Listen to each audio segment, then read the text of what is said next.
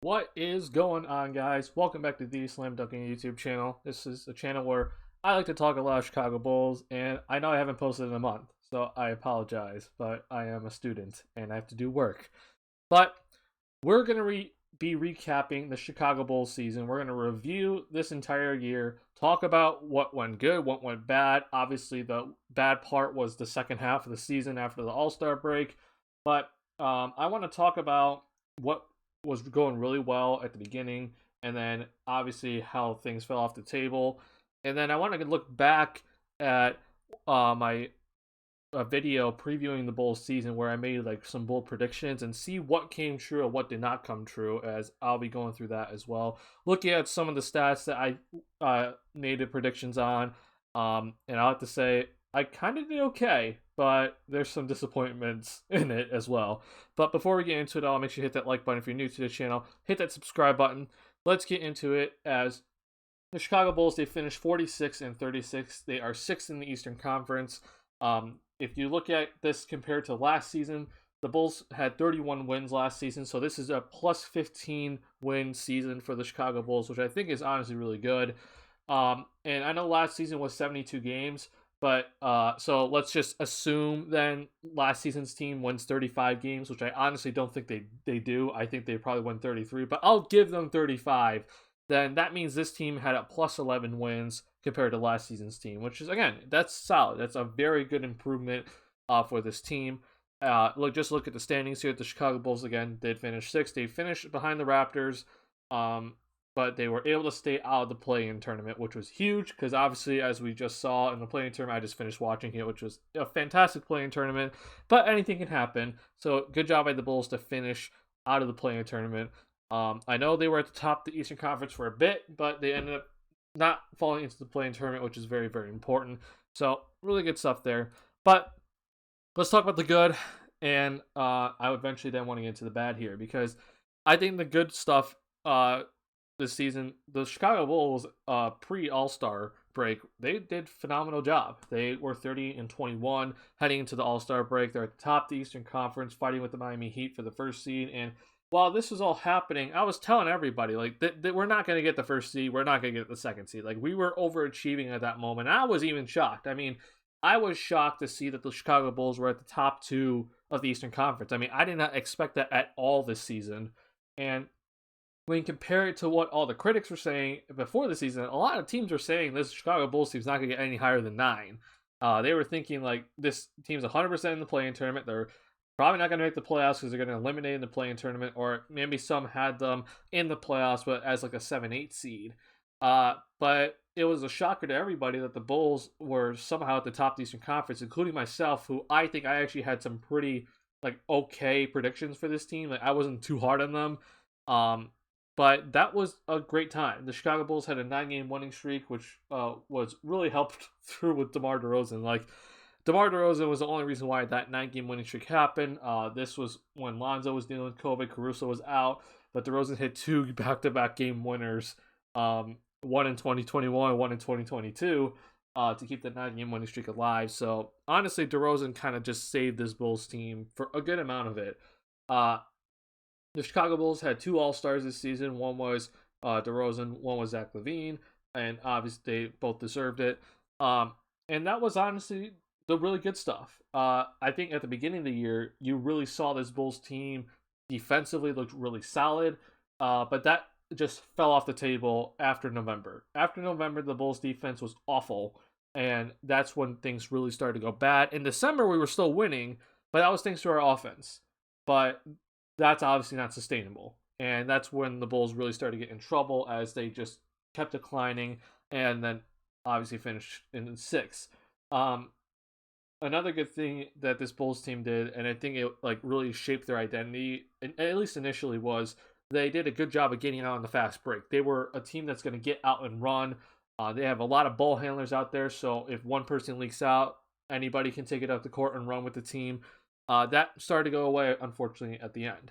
So there's a lot of good at the beginning of the season, and I think that's what the most surprising part about it was. Is like at the beginning of the year, the Bulls were doing fantastic, and it was like, oh my goodness, how are the Bulls doing so well? Like, none of us really thought that. I mean, if anything, with basically a whole new team this season, we all kind of thought that this Bulls team might struggle at the beginning, but then at the end of the season, you would think that they would start putting it all together. The chemistry would be there. They start playing really well, and potentially be making a really solid push to get a higher seeding in the playoffs. But instead, this season was flipped. It was that the Bulls started out hot out of the gate, but then obviously we saw in March the Bulls had a dreadful March and a pretty bad end of February, and obviously not a good April to end the season, and that's the reason why we finished sixth. So that's kind of just how the season went.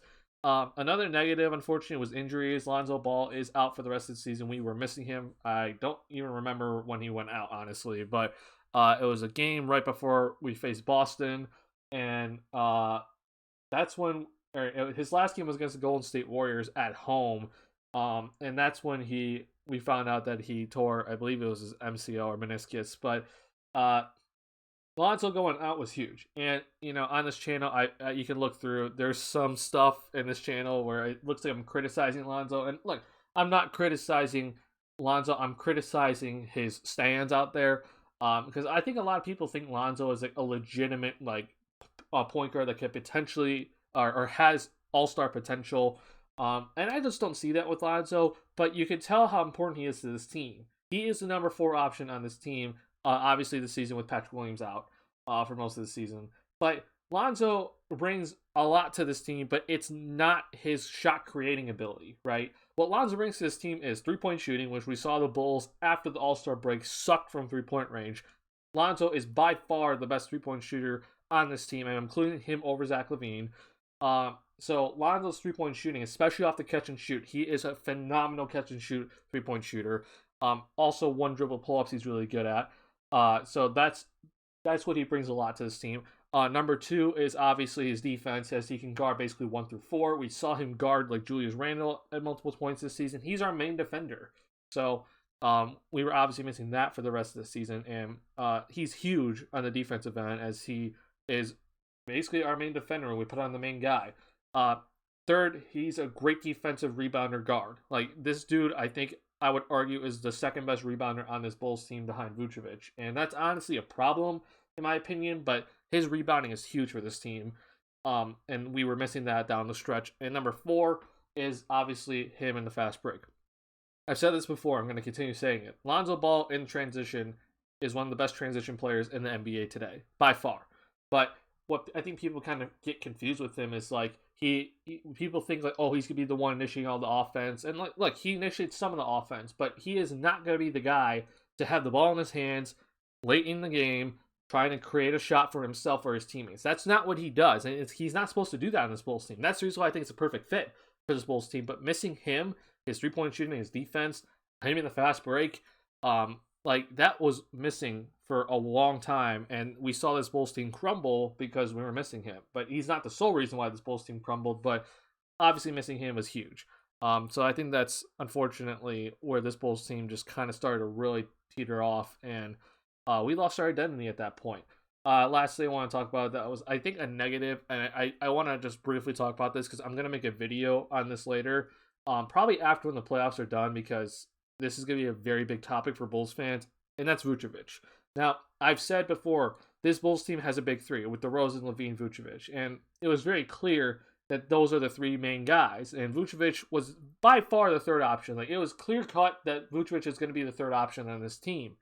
But his play, unfortunately, was just so inconsistent, and I'm not talking about his defense. I'm talking about his offense. Defensively, the reason why this Bulls team was horrible defensively is not because of Vucevic. We have to make that clear. We knew when we got out and got Vucevic, like, he's a bad defender. He is not a rim protector. He's not supposed to be that.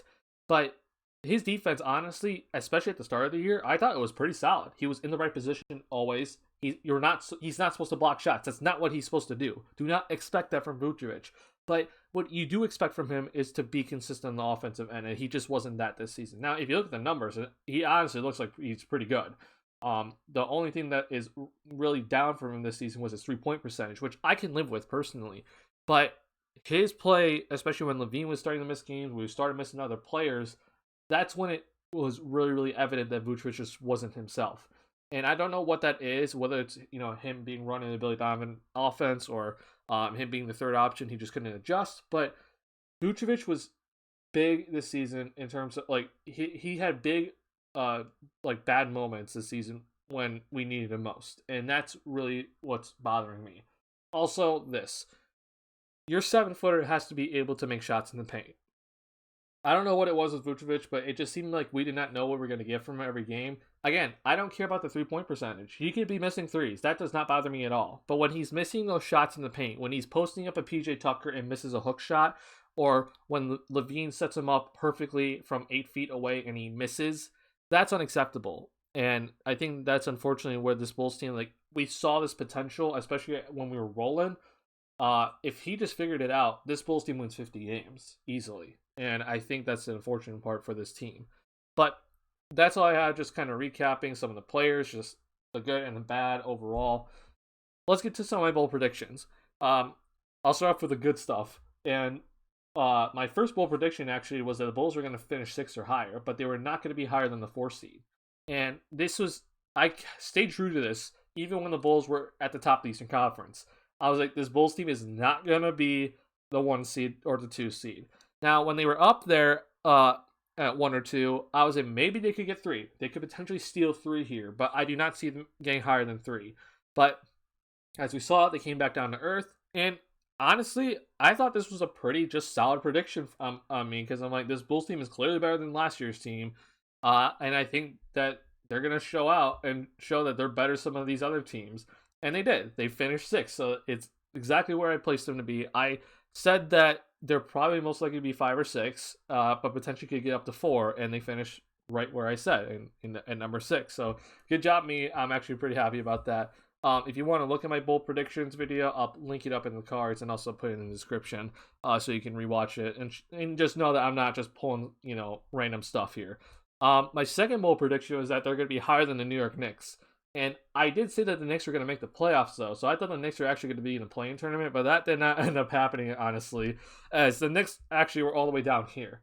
Now, this was the reason why I made this prediction was because I said that this Bulls team, or I was watching all this like Knicks and Bulls banter on Twitter, and a lot of Knicks and Bulls fans, they were just going off on each other through the offseason. It was funny to watch, but I'm like, this Bulls team is better than this Knicks team, and obviously that was true, and we saw that pretty early on, as this Knicks team was pretty bad for most of this season.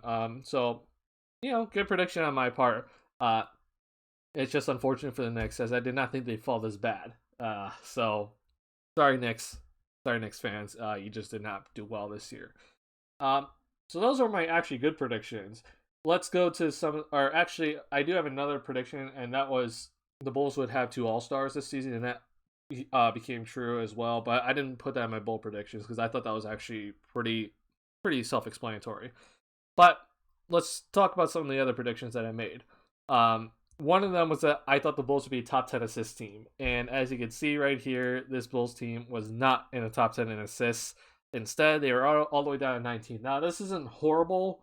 I just thought this team would pass the ball a lot more. Obviously, missing Lonzo didn't help, but if you look at even the months, let's say October when everyone was healthy, this Bulls team really wasn't a big passing team. Now, obviously, you're thinking, well, yeah, makes sense. DeMar, Levine, they're ISO players, and yeah, that's true. So I was just completely wrong about this. I did think this Bulls team would pass a lot more.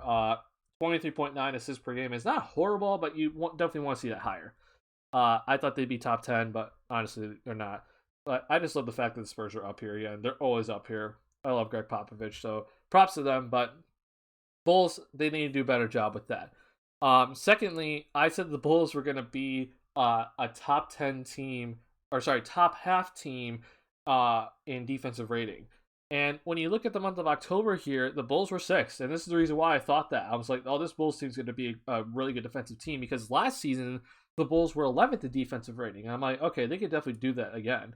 But as you can see right here, this is the month of October. And when we go down to November here, the Bulls were still kind of hanging around. They weren't great, but they're 11th. And then it falls off the table. This is what happens then in December. And they're all the way down here in 22nd. That's kind of where the Bulls just kind of stayed throughout the regular season, as this is the entire season. The Bulls end up finishing 23rd. So not even close, honestly. And just to kind of give you a little, like a better overview here, this is just defensive rating right here.